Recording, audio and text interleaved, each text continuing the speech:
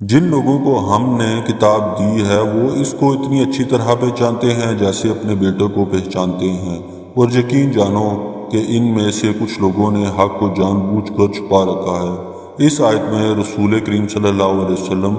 بحیثیت رسول پہچاننے کی تشبیہ اپنے بیٹوں کو پہچاننے کے ساتھ دی گئی ہے کہ یہ لوگ جس طرح اپنے بیٹوں کو پوری طرح پہچانتے ہیں، ان میں کبھی شبہ و اشتباہ نہیں ہوتا۔ اسی طرح تورات و انجیل میں جو رسول اللہ صلی اللہ علیہ وسلم کی بشارت اور آپ صلی اللہ علیہ وسلم کی واضح علامات و نشانات کا ذکر آیا ہے، اس کے ذریعے یہ لوگ رسول اللہ صلی اللہ علیہ وسلم کو بھی یقینی طور سے جانتے پہچانتے ہیں۔ ان کا انکار محض عناد اور حد درمی کی وجہ سے ہے، اور حق وہی ہے جو تمہارے پروردگار کی طرف سے آیا ہے، لہذا شک کرنے والوں میں ہرگز شامل نہ ہونا۔ اور ہر گروہ کی ایک سمت ہے جس کی طرف وہ رخ کرتا ہے، لہذا تم نیک کاموں میں ایک دوسرے سے آگے بڑھنے کی کوشش کرو۔ تم جہاں بھی ہوگے اللہ تم سب کو اپنے پاس لے آئے گا، یقیناً اللہ ہر چیز پر قادر ہے۔ جو لوگ قبلے کی تبدیلی پر اعتراض کر رہے تھے، ان پر حجت تمام کرنے کے بعد مسلمانوں کو یہ ہدایت دی جا رہی ہے کہ ہر مذہب کے لوگوں نے اپنے اپنے قبلے الگ الگ بنا رکھے ہیں، اور تمہارے لیے یہ ممکن نہیں ہے کہ اس دنیا میں ان کو کسی ایک قبلے پر جمع کر سکو، لہٰذا اب ان لوگوں سے قبلے کی بحث میں پڑنے کے بجائے تمہیں اپنے کام میں لگ جانا چاہیے، اور وہ یہ ہے کہ اپنے نامہ اعمال میں زیادہ سے زیادہ نیکیوں کا اضافہ کرو اور اس کام میں ایک دوسرے سے سبقت لے جانے کی کوشش کرو۔ آخری انجام یہ ہوگا کہ تمام مذہبوں والوں کو اللہ تعالیٰ اپنے پاس بلائے گا، اور اس وقت ان سب کی ترقی تمام ہو جائے گی۔ وہاں سب کا قبلہ ایک ہو جائے گا کیونکہ سب اللہ کے سامنے کھڑے ہوں گے۔ اور تم جہاں سے بھی سفر کے لیے نکلو، اپنا منہ نماز کے وقت مسجد حرام کی طرف کرو، اور یقین یہی بات ہے جو تمہارے پروردگار کی طرف سے آئی ہے، اور جو کچھ تم کرتے ہو اللہ اس سے باخبر نہیں ہے۔ اللہ تعالیٰ نے مسجد حرام کی طرف رخ کرنے کا حکم ان آیتوں میں 3 مرتبہ دہرایا ہے۔ اس سے ایک تو حکم کی اہمیت کا تاکید جتلانی مقصود ہے، دوسری یہ بھی بتلانا ہے کہ قبلے کا رخ کرنا صرف اس حالت میں نہیں ہے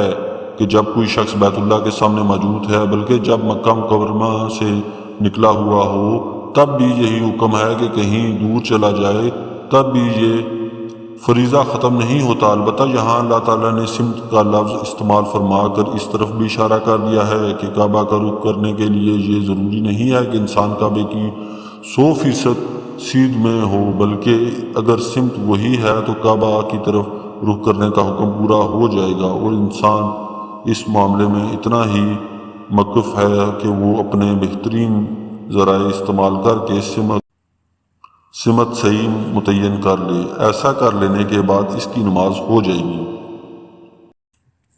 اور جہاں سے بھی تم نکلو اپنا منہ مسجد حرام کی طرف کرو، اور جہاں کہیں ہو اپنے چہرے اسی کی طرف رکھو تاکہ لوگوں کو تمہارے خلاف حجت بازی کا موقع نہ ملے۔ البتہ ان میں جو لوگ ظلم کے خوگر ہیں وہ کبھی خاموش نہ ہوں گے، سو ان کا کچھ خوف نہ رکھو، وہاں میرا خوف رکھو تاکہ میں تم پر اپنا انعام مکمل کر دوں تاکہ تم ہدایت حاصل کر لو۔ اس کا مطلب یہ ہے کہ جب بیت المقدس قبلہ تھا، یہودی یہ حجت کرتے تھے کہ دیکھو ہمارا دین برحق ہے، اسی لیے یہ لوگ ہمارے قبلے کو اختیار کرنے پر مجبور ہوئے ہیں، اور مشرکین مکہ یہ بحث کرتے تھے کہ مسلمان اپنے آپ کو حضرت ابراہیم علیہ السلام کا متبع کہتے ہیں، مگر انہوں نے ابراہیمی قبیلے کو چھوڑ کر ان سے سنگی انحراف کر لیا ہے۔ اب جب کہ قبلے کی تبدیلی میں جو مصلحت تھی وہ حاصل ہو گئی، اور اس کے بعد مسلمان ہمیشہ کے لیے کعبے کو قبلہ قرار دے کر اس پر عمل پیرا ہوں گے، تو ان دونوں کی حجتیں ختم ہو جائیں گی۔ البتہ وہ کٹ چھٹ لوگ جنہوں نے اعتراض کرتے رہتے کی قسم ہی کھا رکھی ہے، ان کی زبانیں کوئی نہیں روک سکتا، لیکن مسلمانوں کو ان کے خوف کھانے کی ضرورت نہیں ہے۔ انہیں اللہ کے سوا کسی سے ڈرنا نہیں چاہیے۔ یہ انعام ایسا ہی ہے جیسے ہم نے تمہارے درمیان تم ہی میں سے ایک رسول بھیجا جو تمہارے سامنے ہماری آیتوں کی تلاوت کرتا ہے اور تمہیں پاکیزہ بناتا ہے اور تمہیں کتاب اور حکمت کی تعلیم دیتا ہے۔ حضرت ابراہیم علیہ السلام نے کعبے کی تعمیر کے وقت 2 دعائیں کی تھیں، ایک یہ کہ ہماری نسل سے ایسی امت پیدا فرمائیں جو آپ کی مکمل فرمانبردار ہو، اور دوسری یہ کہ ان میں ایک رسول بھیجیے۔ دیکھیے آیت نمبر 128 سے 129۔ اللہ تعالیٰ نے پہلی دعا اس طرح قبول فرمائی کہ امت محمدی کو معطل امت قرار دے کر پیدا فرمایا۔ آیت نمبر 143۔ اب اللہ تعالیٰ فرماتے ہیں کہ جس طرح ہم نے حضرت ابراہیم علیہ السلام کی دعا قبول کرتے ہوئے تم پر یہ انعام فرمایا کہ تمہیں معطل امت بنا کر آئندہ ہمیشہ کے لیے انسانیت کی رہنمائی تمہیں عطا کر دی، جس کی ایک اہم علامت یہ بھی ہے کہ ہمیشہ کے لیے کعبے کو قبلہ بنا دیا گیا ہے، اسی طرح ہم نے حضرت ابراہیم علیہ السلام کو دوسری دعا قبول کرتے ہوئے رسول اکرام صلی اللہ علیہ وسلم کو تمہارے درمیان بھیج دیا ہے، جو انہی خصوصیات اور فرائض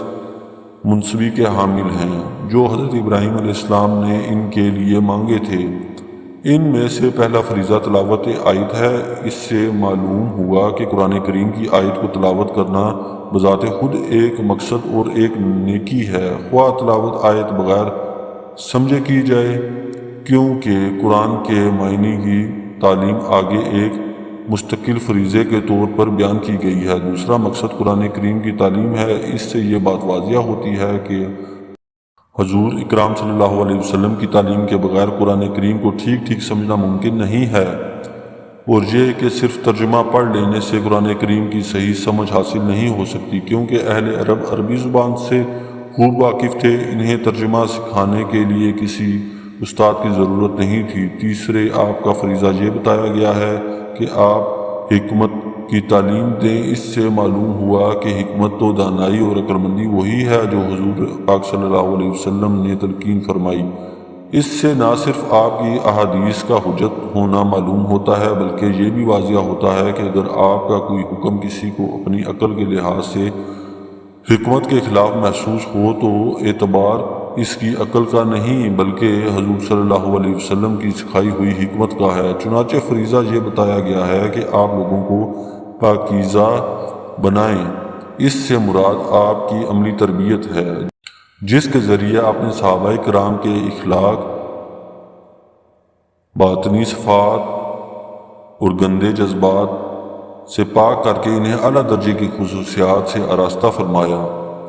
اس سے معلوم ہوا کہ قرآن و سنت کا صرف کتابی علم بھی انسان کی اصلاح کے لیے کافی نہیں ہے جب تک اس نے اس علم کو اپنی زندگی میں نافذ کرنے کی عملی تربیت نہ لی ہو۔ حضور صلی اللہ علیہ وسلم نے صحابہ کو اپنی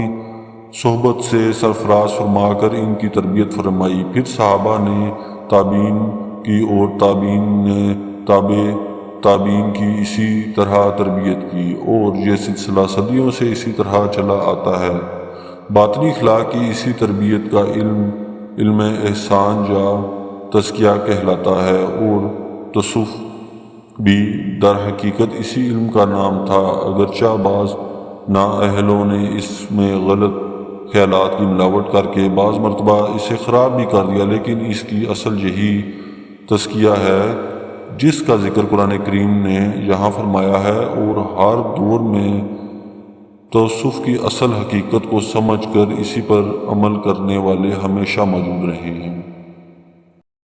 اور تمہیں وہ باتیں سکھاتا ہے جو تم نہیں جانتے تھے، لہٰذا مجھے یاد کرو، میں تمہیں یاد رکھوں گا، اور میرا شکر ادا کرو اور میری ناشکری نہ کرو۔